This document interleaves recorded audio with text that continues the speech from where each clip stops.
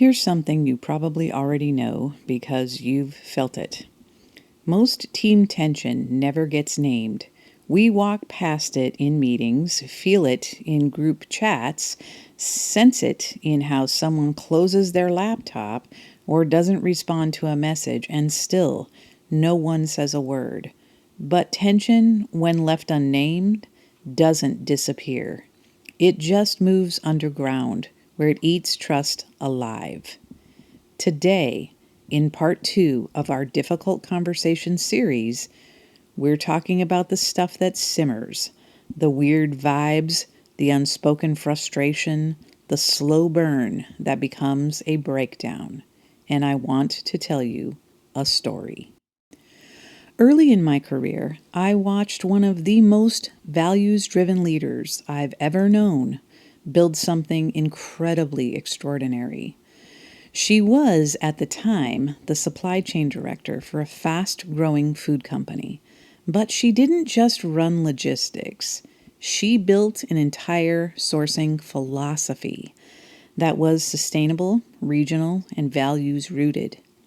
She pushed for composting before anyone else in the market did. She fought for local food and small farmers. She introduced compostable packaging before it was even a thing or on trend. Her work was brilliant, and it was working. When one of her programs was picked up by a national publication, it was clear this was the future, and it aligned perfectly with the company's brand promise of fresh, local, sustainable. But when she tried to partner with marketing, it all started to break. She was offering the kind of brand differentiators most companies dream of, actual, provable impact rooted in operations. But marketing, they didn't see it that way. To them, engagement meant new menu rollouts, point-of-purchase posters, and clickable stories, not a full-on systems change. And the more she pushed, the more resistance she got. Then came the labels: aggressive, bossy, on her own agenda. We all know that many women leaders face this throughout their careers. They get labeled in this way when they are forward, determined, and confident. So back to the story. And then came a meeting. It was one of those big all-hands-on-deck gatherings where the company came together, and in front of everyone, the tension between her and the marketing director erupted. They started arguing right there in front of everyone out in the open.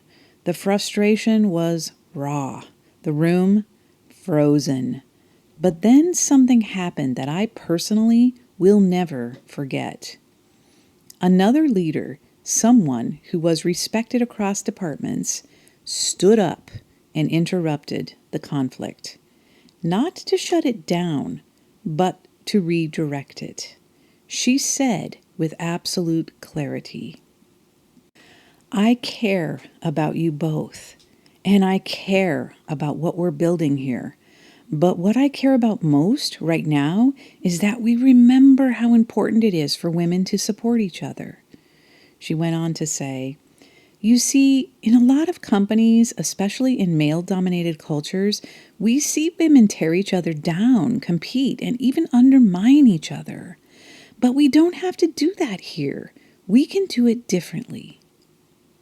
That moment shifted something in me. Up until then, I hadn't really examined how I was participating. I wasn't fueling the conflict, but I wasn't helping heal it either. After that, I stopped choosing sides, and I started choosing solutions. Eventually, I stepped into that role as supply chain director myself, and I continued what that brilliant leader had started. I continued to scale the regional sourcing system she'd built into a multi-million-dollar network that supported hundreds of small farms. Her work became the bedrock for something massive. But she didn't get to stay and see it grow. After she was promoted into a broader sustainability role, things had shifted. I wasn't in those rooms, but I heard the coaching talk, the whispers. She looked tired, worn down, and one day she was gone. No goodbye, no tribute, no sentence in the newsletter, just silence. And when leadership erases the work of someone who's clearly raised the bar, you feel it. You feel it in the story no longer told. You feel it in the way systems resist being held accountable to their own values. And you remember, tension unspoken becomes power misused.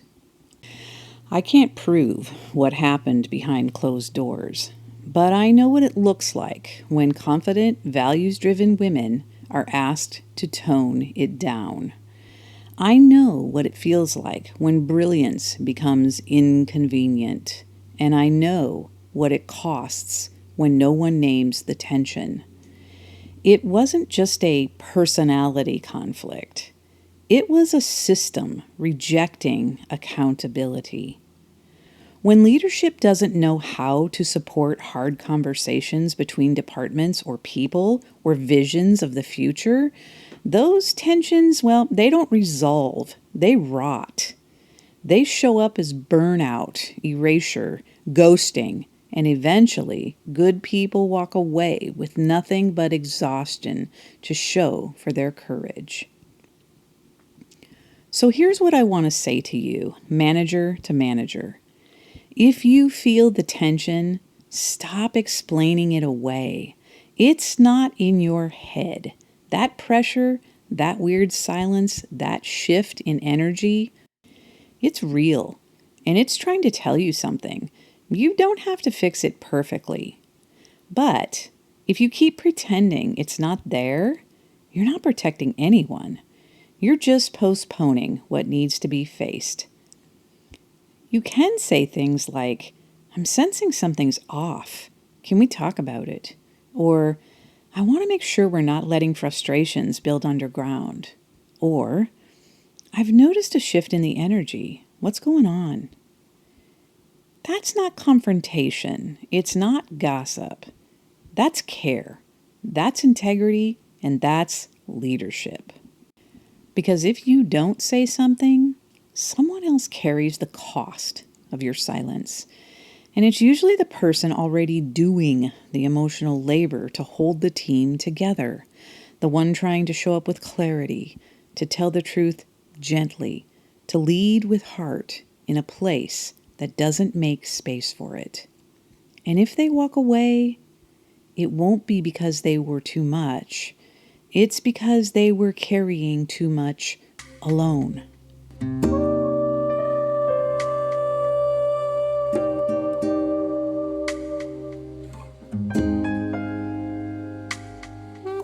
Tension that goes unnamed does not disappear. It just finds quieter ways to do real harm. You've got the courage to name it, even if your voice shakes a little bit, even if no one taught you how. That courage matters more than you will probably ever know.